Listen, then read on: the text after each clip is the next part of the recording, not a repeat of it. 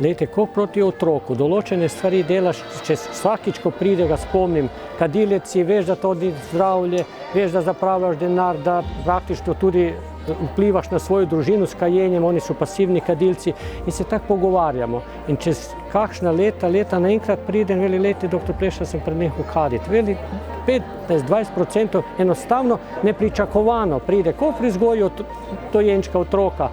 Zgajaš, sploh se ne prima, če naenkrat vidiš, da so otroci sprejeli vse tisto, kaj praktično si govorim. To je taktika nekakšna, ki jo ja uporabljam v svojem delu.